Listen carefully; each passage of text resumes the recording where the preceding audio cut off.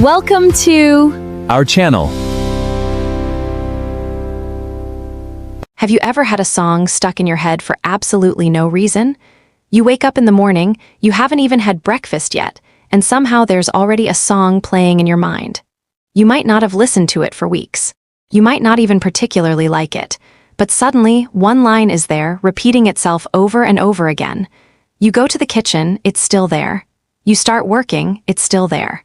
You take a shower, somehow the song is still following you. And the funniest part is that sometimes you can't even remember where you heard it. Yes, and once it happens, it can be incredibly difficult to get rid of. I had one recently that I hadn't heard in years. I was driving somewhere, and a completely different song came on the radio.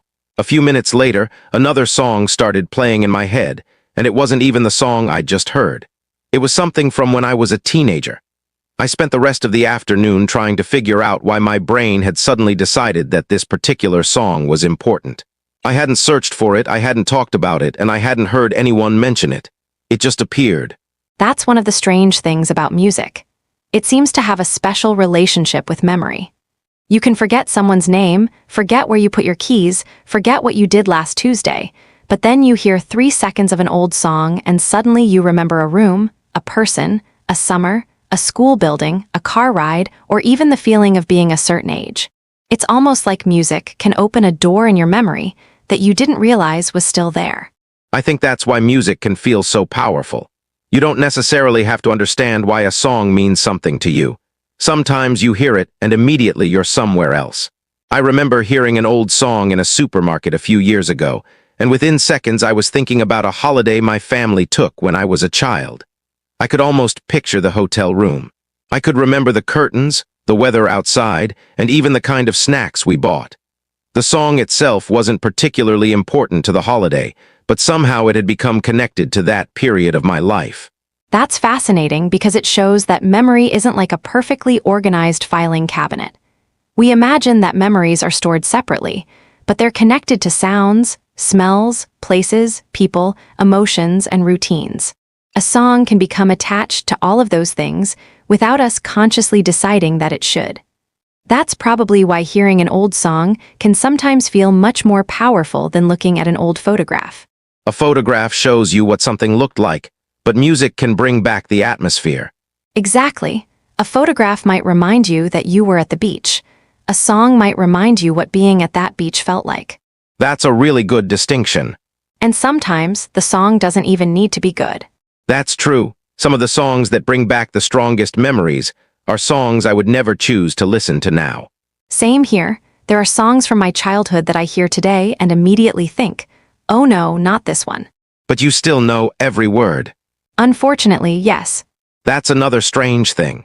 You can forget vocabulary in a language you've studied for years, but somehow you can remember the lyrics to a song you haven't heard since you were 14. Especially if you learned the song when you were young. Why do you think that happens? I think repetition has a lot to do with it. We hear songs again and again. Sometimes we hear the same song dozens of times without realizing how much we're repeating it. There's also rhythm and melody, which give the words a structure. When information is connected to a pattern, it can become easier to remember. So music can almost act like a memory framework. Exactly. That's one reason songs can be useful for language learning too. If you hear a phrase inside a melody repeatedly, you may remember the structure more easily than if you simply saw the same phrase on a vocabulary list. Although songs can also make English harder to understand. Absolutely. Words get shortened. Sounds disappear. People sing differently from the way they speak. And sometimes the lyrics are so unclear that even native speakers don't know what they're hearing. That's true. I've looked up lyrics before and realized I'd been singing completely different words for years. I think everyone has done that. There's even a word for that, isn't there? Yes, a mondegreen. It's when you mishear a lyric and mentally replace it with something that sounds similar. That's a great word. It's not something you need to use every day, but it's an interesting example of how our brains work. We don't simply hear sounds. We try to make sense of them. If the original words aren't clear, your brain may create its own version. Which explains some of the ridiculous lyrics people sing. Exactly. Sometimes the brain says, I don't know what they're saying, so I'll invent something. And then you sing it confidently for 10 years. until someone corrects you. That can be embarrassing. But it's also funny. I once thought a singer was saying something completely different from the actual lyric. I only discovered it because I was watching the music video with subtitles. That's one of the best ways to discover your mistakes. And sometimes the actual lyric is less interesting than the one you invented. That's happened to me too. Maybe we should have a podcast episode about misunderstood song lyrics. We could. There are probably enough examples to fill several episodes. Definitely. But let's go back to the original question. Why do songs get stuck in our heads? Yes, because this happens to me constantly. One reason seems to be repetition. Another is that simple, catchy melodies are easy for the brain to reproduce. Songs with repeated phrases, strong rhythms, and predictable patterns can be particularly memorable. Sometimes even a very short musical phrase is enough. So the annoying little part of a song may actually be the part that's easiest for the brain to remember. Exactly. And that can explain why you sometimes have only 10 seconds of a song stuck in your head. Your brain isn't necessarily playing the entire song. It's replaying a small piece. And usually it's the most repetitive piece. Right, the chorus is a common example. That's why advertising music can be so effective. Yes, advertisers understand repetition very well. You hear a short melody dozens of times, sometimes without even paying attention. And then months later, you walk into a shop and suddenly the tune appears in your head. It's amazing how quickly advertising can become part of your memory. It is, and sometimes the advertisement isn't even on anymore. That's the strange part. Your brain doesn't need the original source to be present. Once the pattern has been learned, it can replay it by itself. Which is great if it's a song you love. And terrible if it's an annoying advertisement. Especially those songs that have only 4 or 5 words. Those are dangerous. You hear them once, and suddenly, your brain has decided that this is today's soundtrack. And the more you try not to think about them, the worse it becomes. That's another strange part. If I tell myself, stop thinking about this song, I'm still thinking about the song. Exactly. The instruction itself keeps the song active in your mind. So trying to force it out may not work. Sometimes doing something else works better. Listen to a different song, have a conversation, focus on a task. In some cases, even finishing the song mentally can help because your brain may be repeating the unfinished part. That's interesting. There's a psychological idea that incomplete tasks can stay active in our minds. Music can sometimes create a similar effect. If you only remember part of a melody, your brain may keep returning to it. So the brain wants closure. Sometimes, yes. That might explain why I occasionally get stuck on the same 5 seconds. Probably. And then I make the mistake of searching for the song. Which gives your brain even more material. Exactly. Although sometimes that's the solution. If the song is stuck in your head because you can't remember the rest, listening to the complete song may satisfy the repetition. Or make it worse. That's also possible. There are no guarantees. Not with music. You know what's interesting?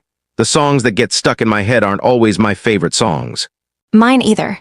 Sometimes I actively dislike them.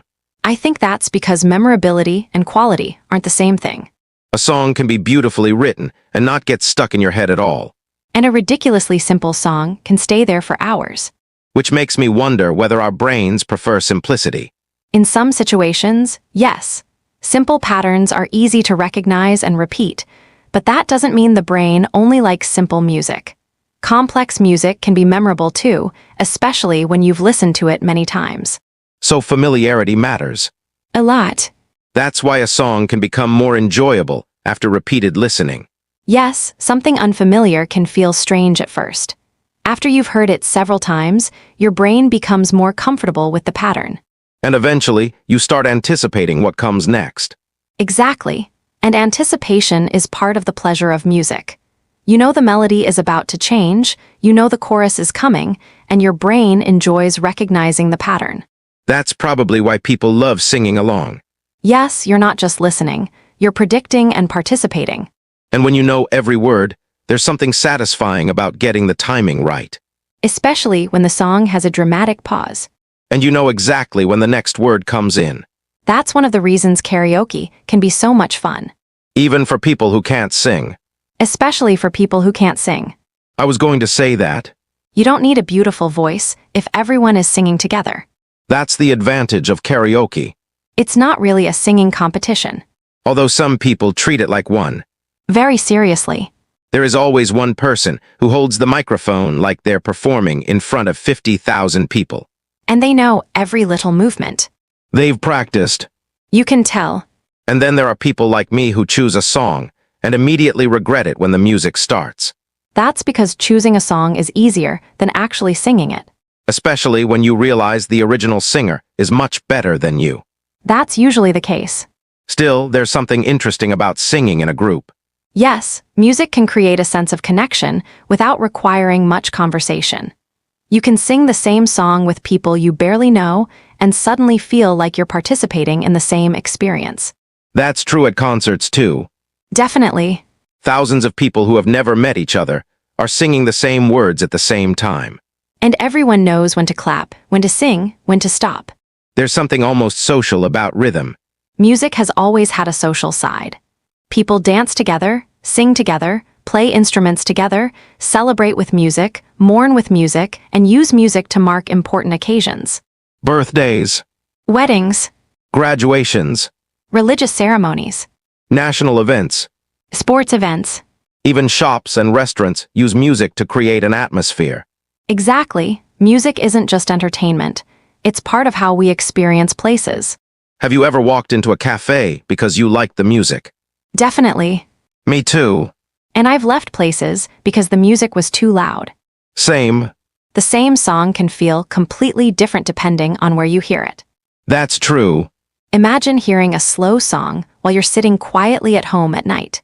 Then imagine hearing the same song while you're walking through a busy city during the afternoon. The context changes the feeling. Exactly. And that's probably connected to memory too. Very much so. If you repeatedly hear certain music in a particular environment, the music can become associated with that environment. So if I always listen to a certain playlist while studying English, eventually the playlist might remind me of studying, Yes, which could actually be useful. it can. Music can become part of a routine. That makes me think about language learning. Go on. Maybe learners could create different music habits around English. Listen to English songs while cooking. Listen to an English podcast while walking. Watch interviews with musicians. Read lyrics. Sing along. Those can all help, especially if you enjoy the process. The important thing is not to treat every activity as homework. That's difficult for language learners. Yes, because once you decide everything must be productive, even enjoyable activities can start feeling like work. So you can simply enjoy the music sometimes. Absolutely. Not every English song needs to become a vocabulary exercise. That's reassuring. Music can expose you to pronunciation, rhythm, connected speech, slang, cultural references, and different accents without requiring you to analyze every sentence. And repeated exposure helps. Yes, you may not understand every word the first time, but after hearing the song repeatedly, certain phrases become familiar. Although songs can be dangerous for pronunciation too. They can. Because singers stretch words. Or change the stress. Or leave sounds out. Exactly. So learners shouldn't copy every pronunciation they hear in a song. Right, songs are useful, but they're not always models of ordinary spoken English. That's an important distinction. If you want to improve conversational English, you should listen to conversations too. Like this one. Exactly. But songs can complement that. Yes. What about songs from different periods? Do you think music can tell us something about a particular generation? Definitely. Music reflects culture, fashion, technology, politics, social attitudes, and everyday life. You can often hear changes in production, language, instruments, and themes over time. Even if you don't know the history. Yes, sometimes you hear an old song and immediately recognize that it belongs to a certain period. Because of the sound. Exactly. And sometimes the lyrics too. Yes, the vocabulary and expressions can give you clues. That can be interesting for English learners, because older songs might contain expressions that aren't common anymore. Exactly. Music can be a window into different periods of language. But you have to be careful. Very. Some expressions in old songs might sound strange today. Or overly dramatic. Or completely outdated. Which is why context matters again. I suppose that's true with movies too.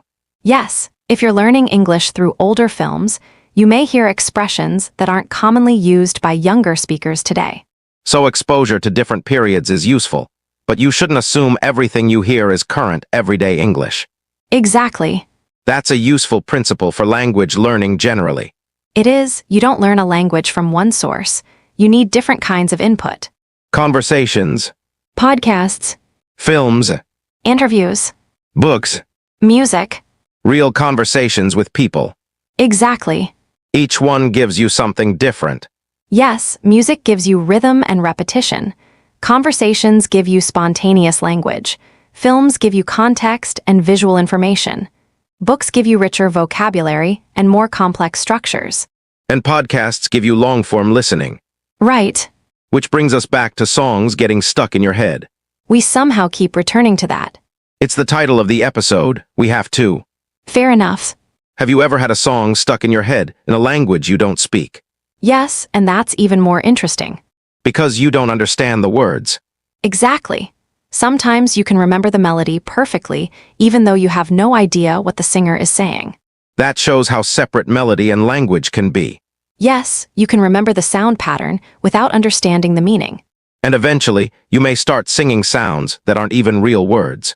Which is another example of your brain trying to fill in gaps. It creates its own language. Apparently.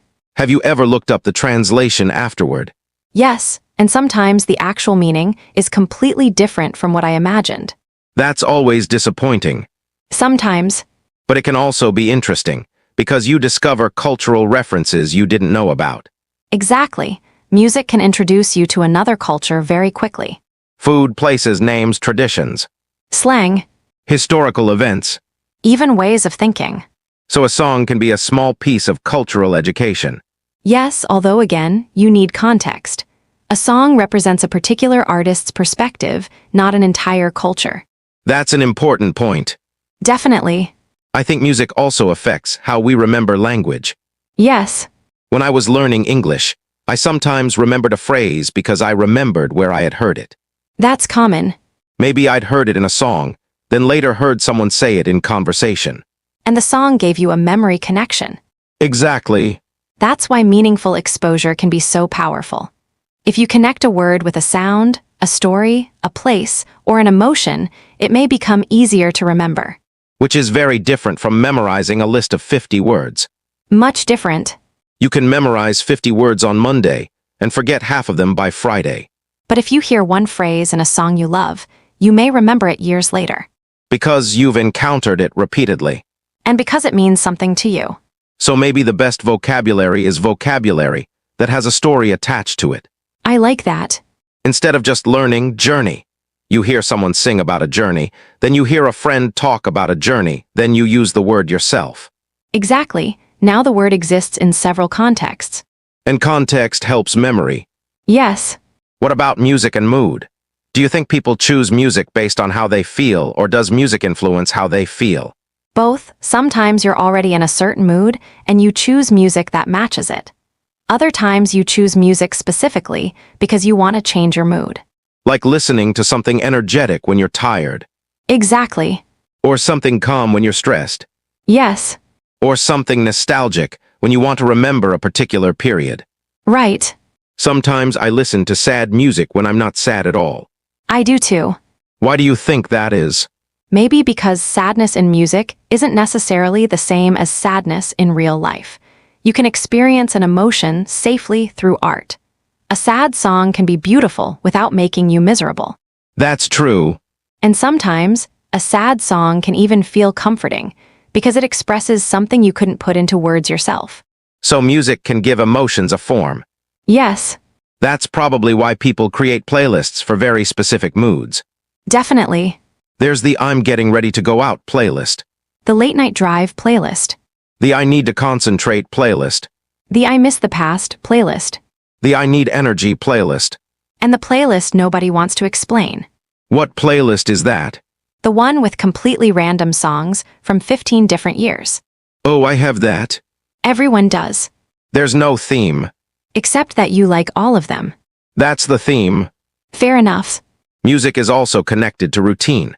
Some people have a song they play every morning, Yes, or a particular song they listen to before exercising. or before an important event. That can become almost like a ritual. And eventually, the song itself can create a certain feeling. Exactly. If you always listen to the same song before going for a run, hearing it later may make you feel ready to move. Even if you're sitting on the sofa. Your brain has learned the association. That's powerful. It is. And it explains why music can be useful for changing habits. Potentially, yes. If you connect a certain song or playlist with a positive routine, it can become a cue. So someone could have an English learning playlist that they only listen to while studying. Yes, over time, the playlist itself might signal that it's time to focus. That's a clever idea. And it doesn't have to be complicated. You could choose 5 English songs you genuinely enjoy. Listen to them regularly. Look at the lyrics occasionally. Notice expressions you recognize. Then sing along. And don't worry if your singing is terrible. Thank you. You're welcome. That's important. Very. You know what I think is fascinating? Children learn songs incredibly quickly. They do. A child can remember a song after hearing it a few times. Repetition, rhythm, movement, and emotion all help. And children often learn language through songs before they fully understand every word. Exactly. Nursery rhymes are a perfect example. The rhythm makes the language memorable. Yes. And some expressions survive in your memory for decades. That's why adults sometimes remember songs from childhood so clearly. Even if they can't remember other things from the same period. Music creates strong associations. Maybe that's one reason certain songs make people unexpectedly emotional. Yes, you're not only hearing the song. You're reconnecting with the person you were when you first heard it. That's a powerful idea. Imagine hearing a song you loved at 16 when you're 40. You're hearing the same sound, but you're not the same person. Exactly. So the song becomes a bridge between different versions of yourself. I think that's why nostalgia can feel so strange. It's not simply remembering the past.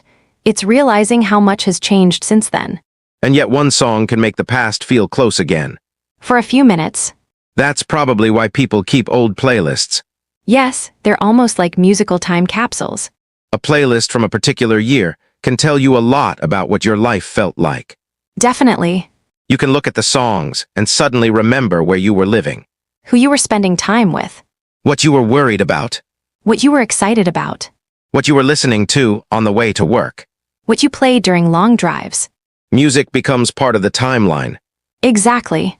and sometimes you don't realize that until years later. That's the interesting thing about memory. We don't always know which ordinary moments will become meaningful. A song playing in the background might seem unimportant at the time. But later, that song might become the strongest reminder of that period. So maybe we should pay more attention to ordinary moments. Maybe. Not because every moment needs to be special, No. but because we don't know which ones we'll remember. That's true. You know, I think I've just realized something. What?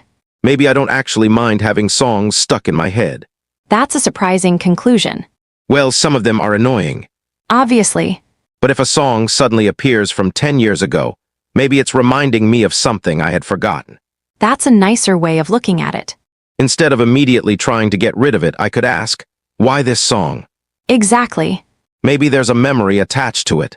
Or maybe you just heard it in a shop. True. We shouldn't turn every brain activity into a profound life lesson. Fair enough. Sometimes a song is just stuck in your head. Because your brain is weird. Our brains are incredibly complicated. And occasionally annoying. That too. But music gives us a fascinating window into how memory and language work. It does, and for English learners, it's another reminder that learning doesn't only happen when you're sitting at a desk.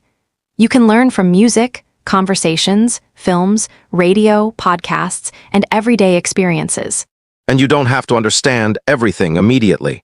Exactly. You can listen for the general meaning first. Then notice familiar phrases. Then listen again.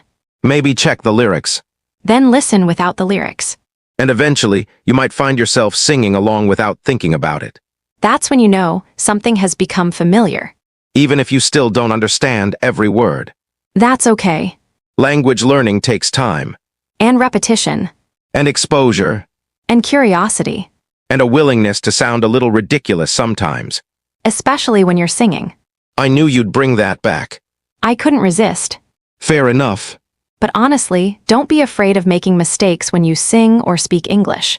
If a song helps you remember a phrase, that's useful. If you mispronounce something, you can correct it later. The important thing is that you're interacting with the language. And enjoying it. Yes, enjoyment matters more than people sometimes realize. Because if you enjoy something, you're more likely to repeat it. Exactly. And repetition builds familiarity. Which improves memory. And eventually things become automatic. That's how a lot of language learning works. So maybe there's a lesson hidden inside our annoying songs. There usually is. Repetition works. It does. Patterns matter. Yes. Context matters. Very much. Emotion matters. Absolutely. And listening again and again can make something feel natural. Exactly.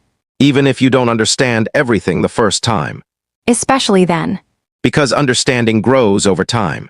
And one day, something that used to sound like a stream of noise suddenly becomes a sentence. That's one of the best moments in language learning. It really is. You hear someone speaking quickly, and suddenly you recognize the whole phrase. You don't translate it. You just understand it. That's when you know your brain is starting to process the language differently. And maybe songs can contribute to that process. They can. Not as the only method, No. but as part of a bigger learning experience. Exactly. So the next time a song gets stuck in your head, Don't panic. don't immediately blame your brain. Maybe listen to it. Maybe figure out why you remember it. Maybe check the lyrics. Maybe learn one useful phrase from it. Or just enjoy the song. And if it's an awful advertisement, Then find another song. that's probably the safest strategy. Probably. You know, there's something satisfying about ending an episode about songs with the idea that we don't completely control what our minds remember. Yes, a melody can appear unexpectedly, take us somewhere we haven't thought about in years, and then disappear just as quickly. And sometimes the smallest sound can bring back an entire world. A school hallway. A summer afternoon. A family car. An old friend. A place you haven't visited in years. Or simply a song you used to hear every morning. That's the strange beauty of music. It can stay with us even when we don't realize we're remembering. And perhaps that's why certain songs never really disappear. They just wait somewhere in the background. Until one ordinary morning, For no obvious reason. they start playing again. And suddenly you're 16. Or 25. Or standing in a place you haven't seen for years. For a few minutes, the past and present overlap. And then the song moves on. But the memory stays. Thanks for spending this time with us. And if you have a song stuck in your head right now, maybe don't fight it too hard. You might as well find out what your brain is trying to tell you. Or at least find out where you heard the song. That's probably more practical. Probably. Keep listening, keep learning, and keep paying attention to the English you hear around you. Because sometimes the language you remember best isn't the language you studied. It's the language you heard again and again. The language connected to a story. A sound, A person. a place, Or even a song. and maybe that's the best reason to keep English around you as much as possible. Let it become familiar. Let it become part of your everyday life. And one day, you may understand a phrase before you even realize you're listening for it. Just like a song that suddenly appears in your head. Exactly. Except hopefully it's a good song. Let's hope so.